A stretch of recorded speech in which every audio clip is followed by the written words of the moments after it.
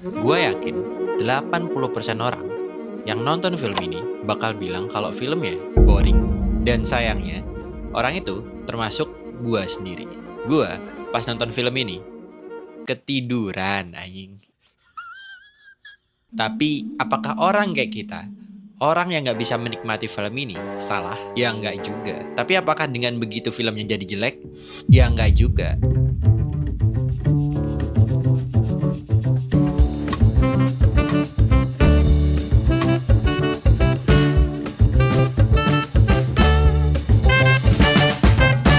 Ya, gue tahu.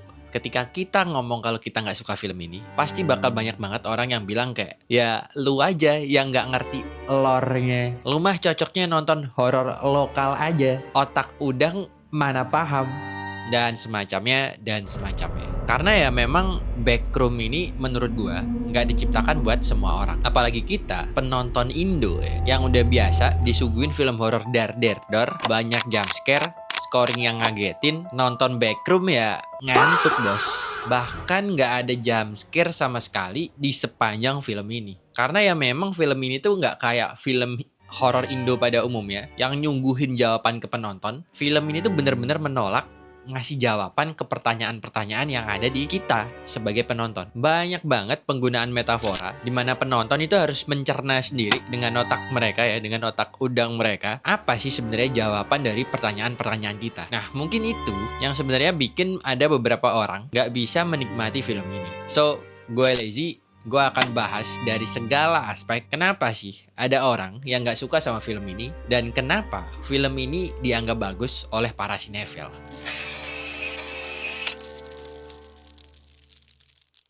Buat orang yang belum tahu, sebenarnya lore di film ini itu tuh diambil dari foto ini. Sesimpel postingan creepypasta kalau nggak salah ya, yang viral, yang dikasih nama Backrooms. Terus ada seorang YouTuber yang dulu nama channelnya Ken Pixel, itu buat short movie gitu dengan style found footage yang dia develop saat umurnya masih 14 tahun menggunakan Blender. Terus viral. Referensinya sebenarnya cuma sesimpel itu. Tapi bisa gue akui, secara penulisan, film ini tuh bisa dikatakan bagus. Ya harusnya emang gini sih, eksekusi film horor dari postingan viral ya. Di Indo kan sering terjadi tuh. Menurut gue, salah satu aspek yang bikin film ini bagus secara penulisan itu ada di karakter utamanya. MC di film ini itu tuh bener-bener dibikin punya background yang kompleks. Seorang arsitek gagal, tukang mabuk, ditinggalin sama istrinya. Kayak secara metafora, sebenarnya ini film tuh ya jadinya keren gitu. Kenapa? Karena seakan-akan Backroom itu ya mirroring yang ada di isi kepalanya Clark itu sendiri sebagai seorang arsitek yang gagal. Karena harusnya sebagai seorang arsitek dia itu bisa membuat sebuah struktur yang logik. Nah, karena dia adalah seorang arsitek gagal, makanya dia nggak bisa membuat struktur yang logik itu tadi. Makanya bentuk backroomnya kayak gitu. Sebuah dimensi yang nggak bisa diterima oleh akal sehat. Jadi secara metafora, seakan-akan dia itu ya kemakan sama pikirannya sendiri sebenarnya. Keren kan? Ya menurut gue sih keren. Satu-satunya kelemahan dalam film ini, lagi-lagi ini menurut gue, itu ya di pacing. Tapi gue sangat sadar, this movie is not created for everyone gitu. Jadi sangat wajar kalau ada yang suka dan ada yang nggak suka sama pacingnya. Dan sayangnya gue salah satu orang yang gak suka sama pacingnya. So, gue secara personally akan nilai di bagian naratif and screenplay itu di 7/10.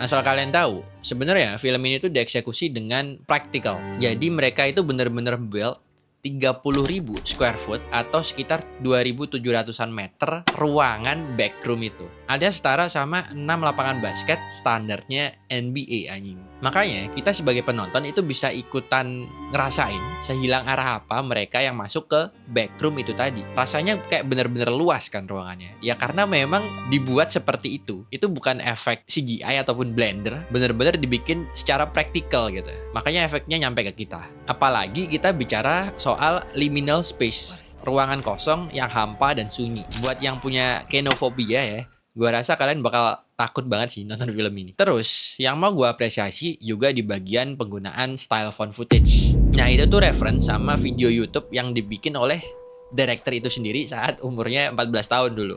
Bedanya dia dulu pakai Blender. Nah, karena penggunaan found footage itu tadi, karena penggunaan style found footage itu tadi, penonton itu diajak ikutan anxiety bareng, diajak ikutan cemas bareng ketika si karakter Clark ini mencoba masuk dari ruangan lain ke ruangan lain. Karena rasanya kita ikutan celingak-celinguk, ikutan lihat kiri kanan, dan secara pelan-pelan kita tuh dipaksa untuk melihat ruangan itu kayak bayangannya tuh munculnya pelan-pelan gitu kan. Jadi karena pakai found footage, kita tuh merasa ada di ruangan yang sama dengan Clark. Ikutan jalan di backroom itu tadi. Yang menimbulkan efek anxiety ke penontonnya. Jujur memang di part-part seperti itu yang bikin film ini tuh serem. Ya sebenarnya gue nggak ada komen banyak sih di bagian sinematografi. Set-setnya emang bagus banget. Lighting-lighting yang dipasang juga nggak lebay ya. Jadi ya easy 9/10 sih sebenarnya buat sinematografi film ini. Karena gue juga akuin mereka jago banget nge-framing liminal space yang bikin penonton harusnya ikut gelisah saat nonton backroom ini tadi.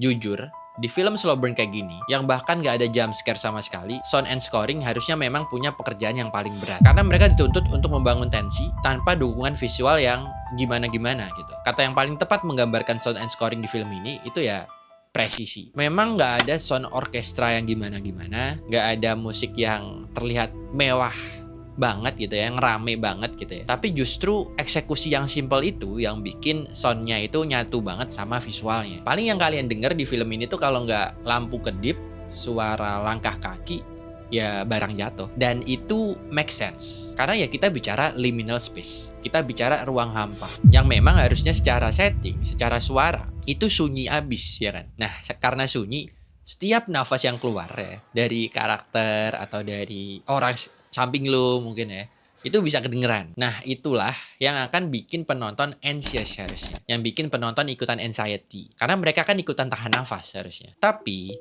sebenarnya menurut gua ini tuh bisa jadi bumerang buat para penonton awam, karena hasilnya ya orang-orang yang nggak ngerti metafor, orang-orang yang nggak ngikutin lore-nya, atau orang-orang yang dari awal udah nggak tertarik, itu ya jadi makin ngantuk gitu ya, karena nggak ada musik-musik yang bikin mereka kaget, karena semuanya benar-benar disetting secara pelan gitu, perlahan, dan memang disetting sesunyi mungkin gitu ya.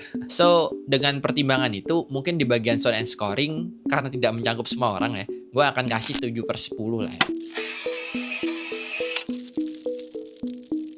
Di bagian performance, buat actingnya si Mary dan Clark, jujur gue gak ada komen. Gue juga gak bayangin sesusah apa acting di sebuah tempat yang memang settingnya kosong melompong kayak gitu. Dan bahkan sangat minim dialog. Dialog mereka tuh mungkin cuma saat mereka ketemu, saat si Clark konsultasi ke Mary gitu ya kan. Nah sisanya itu cuma si Clark celingak-celinguk atau ya bingung gitu. Makanya dari situ gue akui acting mereka bagus gitu. Karena mereka cuma bisa mainan ekspresi kan ketika gak ada lawan bicaranya. Dan ekspresi yang mereka keluarin aja itu udah menggambarkan seberapa cemas karakter mereka, seberapa panik karakter mereka, dan seberapa hilang arah mereka ketika masuk ke backroom. So easy 9/10 buat actingnya Clark dan Mary.